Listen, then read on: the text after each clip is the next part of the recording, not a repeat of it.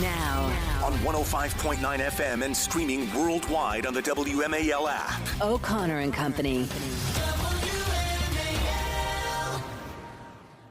Hey, you made it to Friday here. It's the first Friday of the new year, 2025. Or, Patrice, I don't know, how would you refer to it? Happy Friday, everybody. There we go. Your first Friday of the year. And we'll see, because Congress is back in session. Brand new Congress convening today, and Speaker Johnson will face that all-important vote at noon, and we'll see if it's a Friday for Speaker Johnson. We'll get into that in detail coming up. Also at 6:35, Tumai Harding, she's running for that open state Senate seat now in Loudoun County. 7:05, Michael Waller, senior analyst for strategy at the Center for Security Policy. He's also author of the book Big Intel, How the CIA and FBI Went from Cold War Heroes to Deep State Villains. And we're going to get him to help unpack all of these, the confusion still over the terror attacks from the other day. Also, at 7:35, Bram Weinstein's going to join us for the new Washington Commanders game this weekend. 8:05 brings us Jenny Terre, New York Post reporter, who inexplicably walked through the crime scene of the terrorist in New Orleans. And then at 8:35, Matt Foldy, he covers Capitol Hill there for the Washington. What's the name of his thing? Washington Report, I think it's called. Reporter, Washington Reporter. Let's go with that. It's new. I'm sorry, Matt. He's asleep. He's going to preview that vote today for House Speaker. So we're going to get into all of that coming up in just a moment. We're also going to get Patrice's headphones fixed at some point. But the good news is, Patrice, you won't need your headphones for this segment. You're here. Because I'm here and we're talking and we're not going to be playing anything. And there's nothing to distract us. So today is the day. At noon today, the House will convene. The new members of the House of Representatives will convene. And they will, as I said, first assemble and vote on the Speaker of the House. Let's just be clear here, because this is a year in which we just had a presidential election. Unlike 2 years ago when there was a protracted vote over the Speaker of the House. Mm-hmm. They can't do anything. That's right. Until they have a speaker. Yes. Now, when the chair was vacated last year, or excuse me, not when the chair was vacated, but when the Republicans won the majority and Nancy Pelosi had to relinquish the gavel to her successor, they were able to have sort of like a protracted fight over that until they got to the speakership, because there was no deadline. There was no, oh, gosh, we've got to do this. We've got to do this electoral college thing, which they have to do on Monday. In addition to committees, in addition to signing the committees, the chairmanship. Yeah, exactly, all that stuff. Yeah. And swearing in new members. Unlike when Matt Gaetz, in the middle of the session earlier this year, called the question on the chair for Kevin McCarthy, and they vacated the chair. At that point, because they had established this Congress with the chair, and these are just sort of arcane rules that the House has always come up with, but they sort of make sense. You know, for instance, if the speaker passes away in the middle of session or is incapacitated, you can have a temporary chair. Yes. You can sort of, temporarily say, okay, you fulfill the duties of the Speaker of the House and Congress continue its business, because that was in the middle of the session. This is not. This is the beginning of a brand new congressional session, and they have a very hard deadline to certify the results of the election. Absolutely. So this has to be settled. If we want to move forward in an orderly basis, if you want President Trump to be able to get his agenda moving and be all lined up properly for inauguration, you got to get going. I understand there's a lot of people who are unhappy with Speaker Johnson for various reasons, most specifically and understandably for the very erroneous decision he made to negotiate a continuing resolution that ended up being 1,500 pages. He, sadly had to acquiesce to demands from Chuck Schumer because there was a Democrat majority, and in his mind, the only option was you go ahead and say yes to this just to get things along so that there's not a government shutdown. It ended up working out well in the end, and he ended up actually effectively getting what was needed to move Congress along. But I understand people being very suspicious and concerned and angry about Mike Johnson, not as whether he's a real conservative guy, because his track record is incredibly conservative, but whether he's able to actually lead and manage the House. The problem is no one's emerged, Patrice. There's no one else. It's like it's one thing to say, no, we're not happy with him, but you got to be able to deliver the votes for somebody else. And if you can't, as Donald Trump said earlier this week, then get out of the way and let's just move along. 100% agree. Listen, Speaker Johnson is not perfect, and I think that there are obviously opportunities to see new reforms, and that should be negotiated. If you have issues with how he's led, see if you can negotiate some reforms that he will commit to. But that said, don't hold up the progress that needs to happen. These deadlines, what needs to be done, it's really important. Swearing in new members, forming committees, certifying the election. Now, here's what's interesting about the math, Larry. I was doing some research. We were on last night on Newsmax together, and one of the topics was with about Mercedes Schlatt. With Mercedes. And Matt Foldy. And Matt, who's going to be on a little basically bit later today. 4/5 of the panel. We were just missing Julie. And it's Chris Plant's show, so basically we dominate. Exactly, WMAL. So I was doing some research. What happens, right, if we don't have a speaker? The Constitution requires that the president is sworn in on January 20th at noon. Now, Biden and Harris, they're gone. We know that. The Speaker of the House in the order of succession doesn't apply if we don't have one. So let's say there's a speaker vote today and nothing happens. The Speaker of the House would not be next. The next person in line to become the acting president is the president pro tempore of the Senate, who would be Chuck Grassley. So, I mean, that's generally how it's supposed to work. But what you're telling me is this is Chuck Grassley's master plan. I don't know. I mean, the man is brilliant, and he's definitely very. He's a hound This dog. is his and last chance oversight. to be president of the United States. Well, maybe.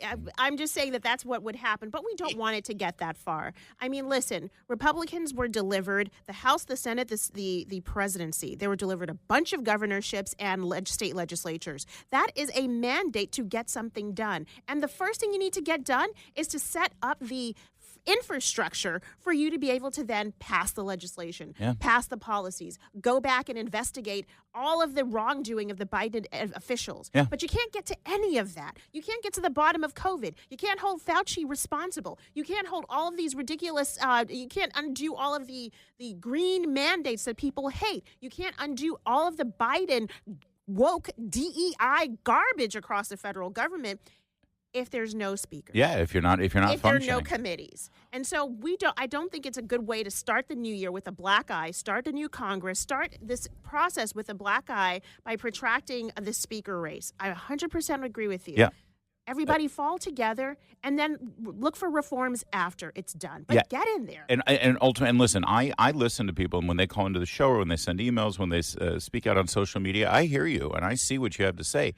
And the fact of the matter is, the only thing that I've heard anybody say about the resolution to this House Speaker situation, even after Donald Trump gave his full endorsement to Mike Johnson, the only thing I'm hearing is, yeah, but Johnson did this and Johnson did that. And I'm like, okay, that's fine. You can think that, but that doesn't matter if you don't have your alternative. Who's your alternative? Who gets you your? That's all that matters. In a legislative body, all that matters is having the votes to be able to get what you want done, and no other alternative has popped up. Now, to be fair, Mike Johnson doesn't have those votes either. He has a handful of, literally a handful, like 5. Yeah. One for each finger in your hand.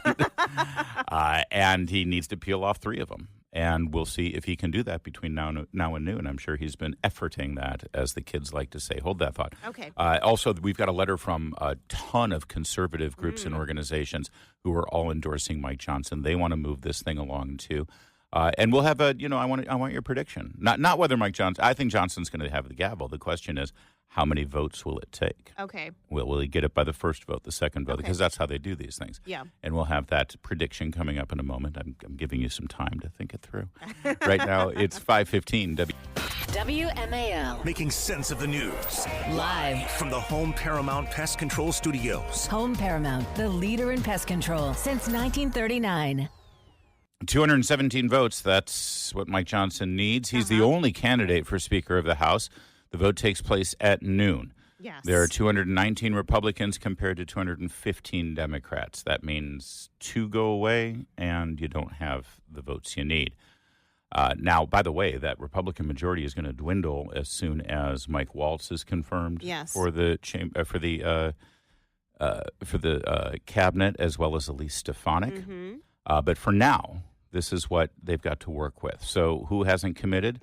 Thomas Massey has gone further than not committing. Thomas Massey has said, no, we can't have Johnson. He said you can shoot bamboo shoots up my fingernails and I would not vote for Speaker Johnson. That's what I think he posted or said that yesterday. Chip Roy, who is probably the most prominent contrary vote right now,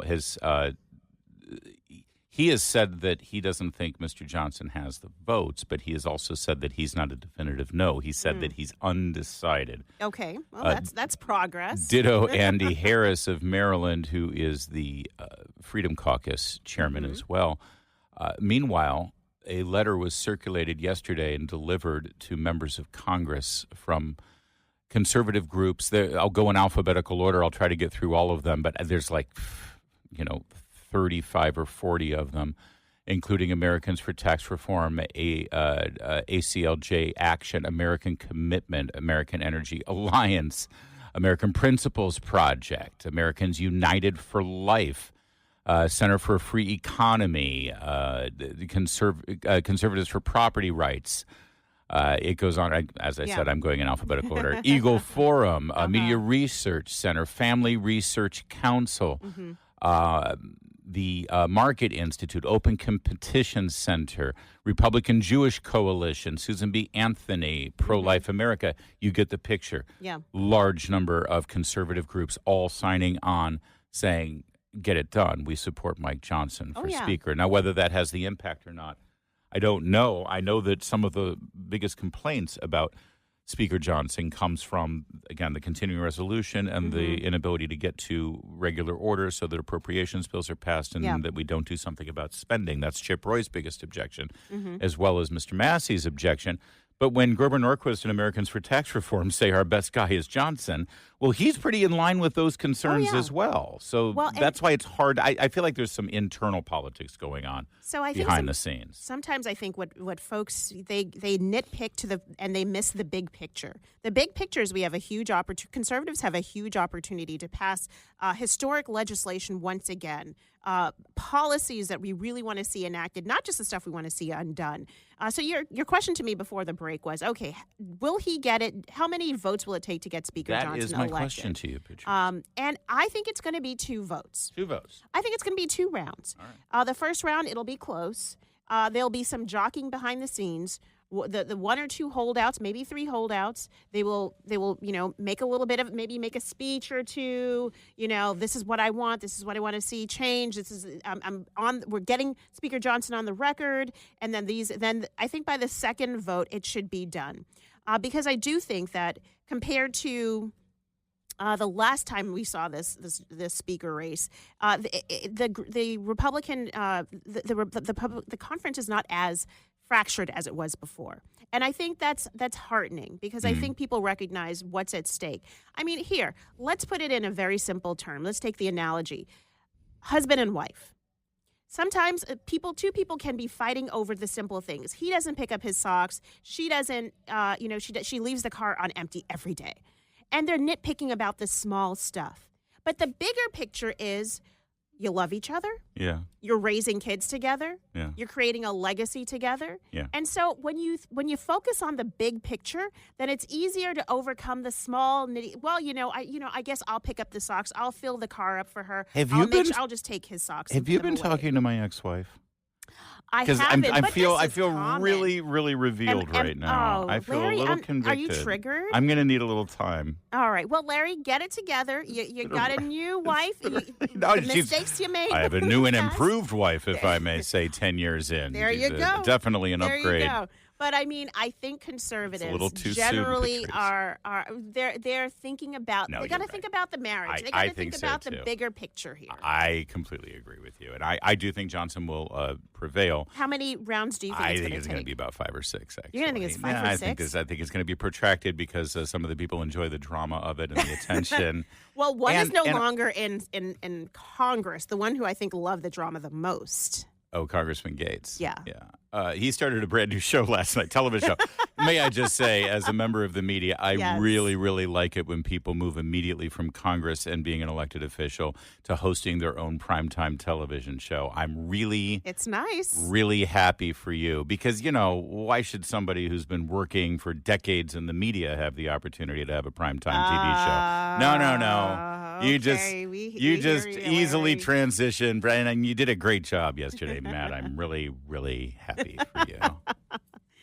Anyway, we digress. Johnson gets it. I think I think the Chip Roy. Let's set Tom Massey aside for a minute because he's sort of he's a funny dude, but he's also just obsessively fixated on one issue and one issue only. It happens to be the hardest issue to handle, which is the debt. But I don't think any speaker is going to be able to give Tom Massey what he wants immediately. Some of the other ones, I think they're really looking for some fundamental changes to the rules and things that happen behind the scenes. This is what happened last time around, and I think that they will use their no for leverage until they can't use it anymore. When you're negotiating, you can extract some things if you've got leverage in that negotiation, but you can't push it. And I think Chip Roy has already pushed it with the incoming president, who sent out a very unequivocally negative tweet about him. So he knows he's got a short line on this right now. But at the same time, this is real politics, and this is what happens when you're jockeying back and forth and trying to get the numbers. And here's the point. If Mike Johnson is good at what he does and he deserves the gavel, then he's going to figure out a way to get those votes. That's the point of being Speaker of the House. And whether he has the undying support of Steve Scalise, his majority leader, well, let's see how Steve Scalise can whip those votes, right? Do you think we're going to hear from President Trump today weighing in at all? No, I think he spoke again at New Year's Eve at Mar-a-Lago, and I think he's going to sit back and watch the House do its business. Now, if after, let's see how it goes. If it does become a protracted thing, let me just say this, because technically they have till Monday morning. If this goes into the weekend, I think you should expect Donald Trump to be chiming in on this. And then Marjorie Taylor Greene will hold up the phone. Right, exactly. Donald wants to talk to you. That was for Kevin McCarthy, by the way, and we know how that ended. Yeah. It's 5:24. Further complicating the timing involved with today's speaker vote, Patrice, is the fact that Mike Johnson is also a duly elected representative from a district in the state of Louisiana, and Louisiana has been the center of all of this activity over the terrorist attack on Bourbon Street. So he has been down there dealing with his constituents. He's been doing media appearances and working with federal authorities, not necessarily focusing on making sure that he's got his votes aligned because, his attention has been diverted by the terror attacks in New Orleans, which is understandable, obviously, but it also sort of shines, I think, a sober sort of pall over the entire proceedings as we do have squabbling behind the scenes, and there are some important issues, and I'm not minimizing the issues that people have over the deficit and entitlements and dealing with Democrats and continuing the ridiculous spending habits that we just continue to sort of adopt and go through this process every time that we're hitting a debt ceiling or what have you. But there are really big issues that Congress needs to deal with, big issues that involve national security, homeland security, counterterrorism, and that can't be put on the back burner any longer.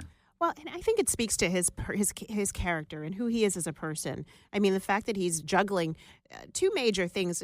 Obviously, the speakership is important, but recognizing that his people, his constituents in Louisiana, are paramount right now. And not just them, but all of the people that come to New Orleans to celebrate, to Mardi Gras, Super Bowl, the Sports Bowl that happened last night. Sugar Bowl. That would be the Sugar Bowl. I call it the Did you Sports just call it Bowl. the Sports Bowl? Welcome to the Sports Bowl, American sports enthusiasts. But I mean, I think there's a human side to him that really shines through, and there's a genuineness about him that when you see him, when you meet him, when you see him speak on television, absolutely, and those are qualities that balance even against a speaker. We've seen cold-hearted Nancy Pelosi. I like warm-hearted Mike Johnson. Honestly, I think one of the biggest concerns that I have about Mike Johnson is he's too good a man to have that job. I think you have to be a jerk to be the speaker, and he's not. Even his detractors say he's a very good man. So we'll see how it shakes down. I think it might be protracted well into the afternoon, but not into tomorrow. Matt Foley might have a better handle on it. He covers Congress. He'll give us his expert opinion at 8:35. Right now, it's 5:30. WMAL-FM, Woodbridge, Washington, a Cumulus media station. Making sense of the news. News Talk 105.9. News now.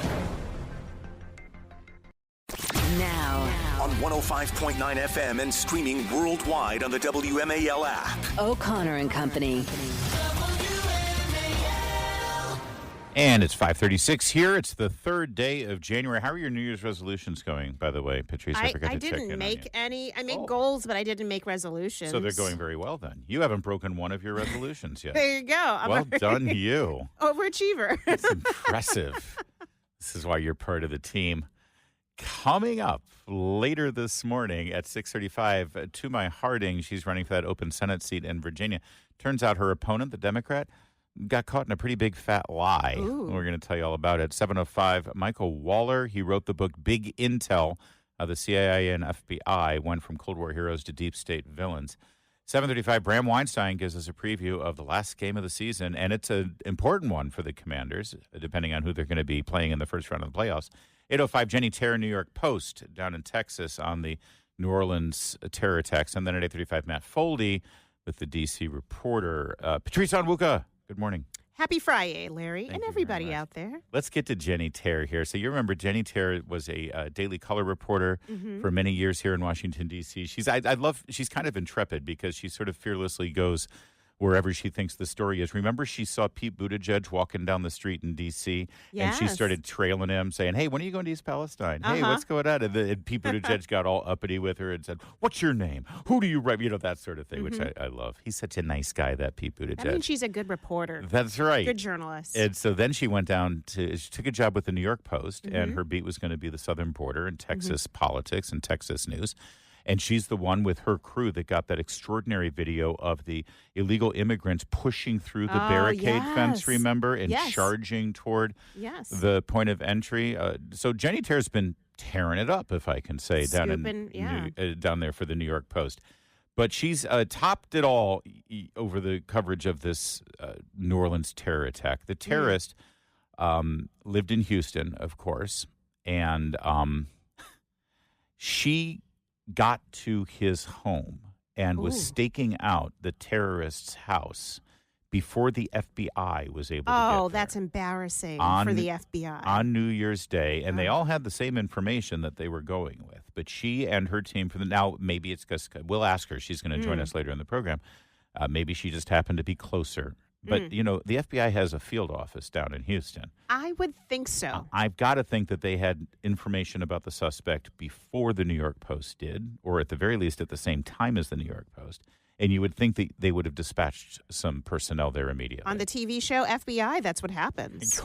maybe the real FBI needs to watch the TV show. Jenny Terra got there on the scene, had pictures of the suspect's home and had them published. And she said on the X, the Everything app, she said that she got there hours before the FBI were there.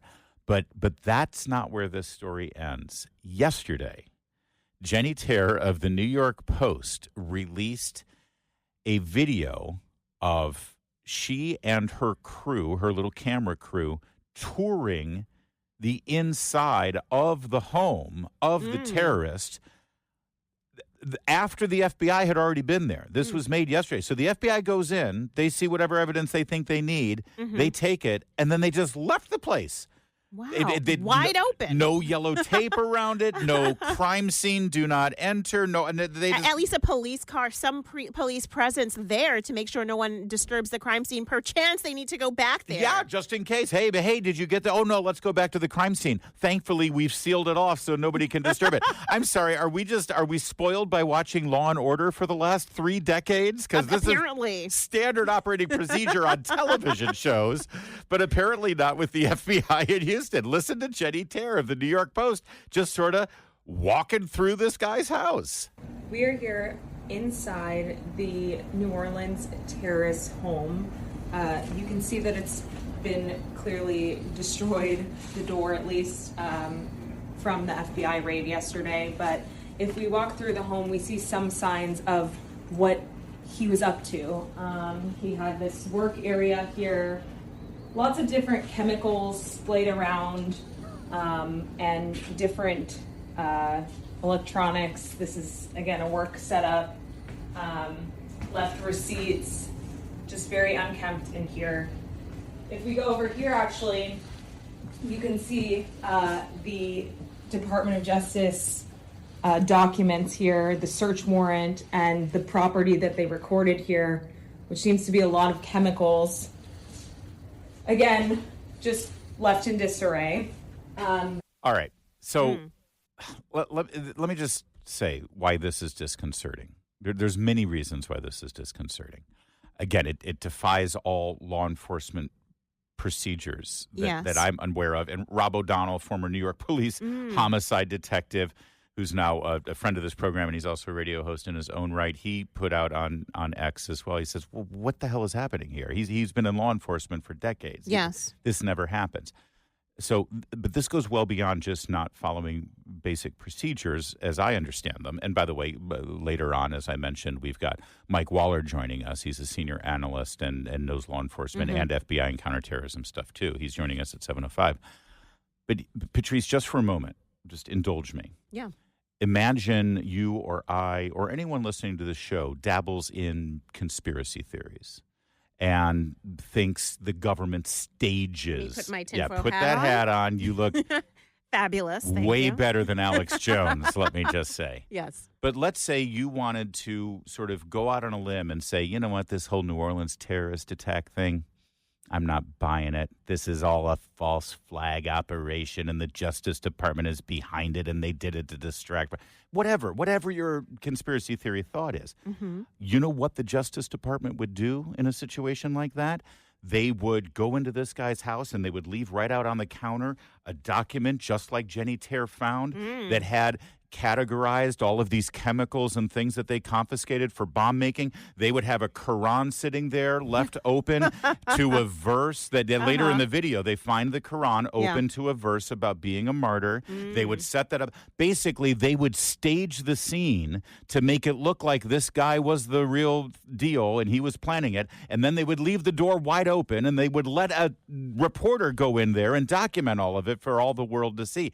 See, and I'm not saying that's what they did, but this is the sort of thing that conspiracy theorists think the FBI and the Justice Department do to stage a fake crime. Yeah. And now this has happened. This is why you don't do stuff like this, so that people don't run off on a limb and think, oh, it's all a setup. Because guess what? When a New York Post reporter is able to enter the suspect, And this is what she finds. It looks like a setup. It looks 100% like a setup. I mean, the failures here on the part of the FBI. And here's the sad part. We're often told, and I know a lot of our listeners are part of law enforcement, part of federal law enforcement. They are FBI agents, I'm sure, too, that they do their job and they take their job seriously. Yes. Well, your colleagues are giving you guys a bad reputation in how they are dealing with this crime scene. I mean, listen, I don't know if this was a setup. I'm not even going to go that far. I don't think it was. What I'm saying is, but that can be. You can draw that conclusion based on how lazy, sloppy. Right. I mean, how they left this crime scene. What I'm saying is, people who think that way, there will be no convincing them. Yeah, going ever, forward. Because they can always say, well, then you need to explain to me why they left the crime scene open like this. This speaks to the larger issue with the FBI and how they've handled this entire situation, the communications. I mean, I don't swear, but it looks like a show that is not good, that doesn't smell good. A bleep show. You show. could do it that way, and I think the failures we've seen in so many instances since this happened on January 1st, it undermines the credibility and the trust that Americans have, both in the information they're receiving and then also in how the investigation is being handled. And you don't want that. You want Americans to believe that what they're hearing is true and factual. And what you tell us is really what happened. I love Senator Kennedy when he said, you know what? We're going to raise hell if we don't. And I'm sorry to curse there, but we're going to raise devil's hockey sticks if the information doesn't get out there. Such a Girl Scout. You can say hell. That's not a problem. But it's in the Bible. Yeah. Okay. All right. It's 5:45. WMAL traffic and weather every 10 minutes. First on the fives. Here is Jamie Whitten. Hey, it's Chris Plant. Find out what the media don't want you to know. Coming up this morning at 9, right here on WMAL. Patrice, Onwuka, and I continue to raise HE double toothpicks here on O'Connor and Company. By the way, if I'm misguided in my hypothesis here about the dangers of allowing a reporter completely unaccompanied to just access the guy's house. The door is like ripped off of the hinges, Yes. off of the frame, and there's no one there. There's no yellow tape. There's no crime scene. Just Do anyone whatever. can walk it. In fact, You Jenny can Terror plant- of you the can New York plant Post. stuff there. A random For person. all we know, people have planted stuff there. Yes. There's no way or to know. taking stuff away. If there's anyone in law enforcement can tell me that this is totally normal. This is totally Please let fine. us know. Please, we want to know that. Jenny Terror herself will be joining us, by the way, later in the program. She was on Fox News late last night. And those items include chemicals to make a pipe bomb. That's according to our sources. And aside from that, he had several workstations where you could see he was working with chemicals. That was all left behind after the search warrant was executed. It's interesting to think about what they did take versus what they had left there. And neighbors were telling us that they spoke to Jabbar, just the morning he left for New Orleans, and they believed that he was moving out, that his lease was up, and he was saying he was moving to a new home in New Orleans that was furnished, and that's why he wasn't taking any furniture or belongings. And it's true. I mean, he didn't take anything from what we could tell. All of his furniture was there, his belongings, his clothes, his Qurans, his prayer rugs, everything, even a passage open on his Quran on top of his bookshelf, which had an eerie passage about martyrdom. Strange feeling to see all of that. Yeah, a very strange feeling. And the strange feeling that she was even allowed to see all of that. Absolutely. Let's not forget, though, in the early hours of the morning on Wednesday, the first word from the FBI about this event. We are here inside the New Whoops, excuse me. My sheet resets. Patrice said we'll be taking over the investigative lead for this event. This is not a terrorist event. What it is right now is their improvised explosive devices that was found, and we are working on confirming if. So that was Alethea Duncan. An embarrassment, frankly. Oh, you don't like the up-talking nose ring poor grammar spokesperson for the No. FBI saying it's not a terrorist attack, but we do have improvised explosive devices. And then in the next breath, the mayor says, this is a terrorist attack. Yes. I mean, she's embarrassment because she is miscommunicating information. If she's in charge of that first press conference, at least get everybody on the same page about the message. Because, again, this is important, and the American people are going to trust what you have to say. And if you keep lying to them or getting it so wrong, then they're not going to trust anything that comes out of your mouth. We have not seen her since then, Right. so No, you that's haven't. a good thing. She's been asked to get off the stage, and at the same time, the FBI is leaving the crime scene wide open. Also, the FBI initially, the first day of the investigation on January 1st, said that they were confident that he did not act alone, but then they changed their tune on that. Something that they just learned was that apparently the FBI is claiming that they had no intelligence on Jabbar before this attack. They had zero intelligence on him. It appears to be so that they were not tracking him. Also, the FBI told these members that he was quote unquote inspired by ISIS, but they do not have evidence to lead them to believe that he was directed by ISIS. They're still looking into that, but so far they told members today that he was inspired by this terrorist organization, not necessarily exactly directed by this terrorist organization. And yet he was able to acquire multiple chemicals and bomb-making materials, Yes. even though that was certainly not his specialty in the military or in the Army. He was an HR guy, although there's sometimes some And an IT consultant. bomb throwers over there.